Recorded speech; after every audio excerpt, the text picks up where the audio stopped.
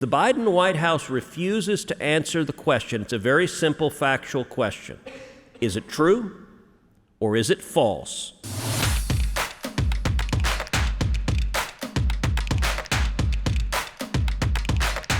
It is the orthodox line that nobody is losing their job because of vaccine mandates.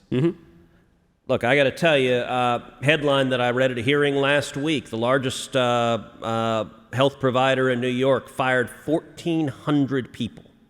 They're firing doctors and nurses. Mind you, in the middle of a pandemic, we were saying for a year and a half, doctors and nurses are heroes, you're fired. Yeah.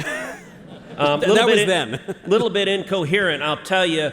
I am hearing from all over the country, from soldiers and sailors and airmen and Marines.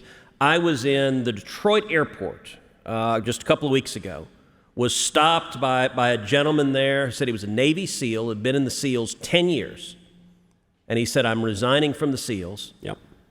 And he said, I'm not getting the vaccine. And he said, a bunch of guys who served with me who've been in 15, 16, 17 years, which for those in the military, retirement's at 20. He said, they're getting ready to quit after 15, 16, 17 years. I am hearing over and over again. So a week ago, I did a Zoom call with the leaders of many of the big pilots unions of the airlines across the country. Just about every pilots union said, we are having pilots who are going to be quitting because they're not going to get a vaccine. Chicago Police Union is saying this Friday, so a week from now, the Chicago PD is going to be at 50% police capacity because the police officers are resisting this vaccine. And the White House said none of this is happening. They insist, nope, this is not happening. And so you look at what happened with Southwest. And in the past week, I've spoken with the CEO of Southwest, Gary Kelly, who I know very well. He's a Texan. He's a good friend. I've spoken with the head of the Southwest Pilots Union. There's lots of disputes about what happened. Southwest canceled 1,000 flights one day, canceled several hundred flights on the days before and afterwards. I can tell you one thing that a very senior person in the aviation sector told me.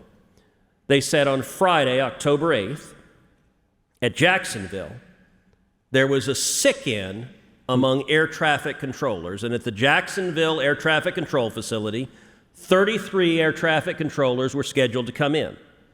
That day, 3 came in. 30 stayed home. Now, Jacksonville controls a lot of the air traffic going up and down the eastern seaboard, and Southwest has an enormous percentage of its flights going through Florida. And Southwest is unique among the airlines. So the other airlines use the hub and spoke system. So I live in Houston. Houston's a hub for United, so we get lots of United flights that end up in Houston or Chicago or other hubs. Southwest doesn't have hubs, so its planes are all over. And what Southwest has said is that when air traffic shut down, the consequence of that is it stranded a bunch of its planes, and it stranded a bunch of its pilots, and it stranded a bunch of its crews. Now, what's interesting is the Biden White House refuses to answer the question. It's a very simple factual question.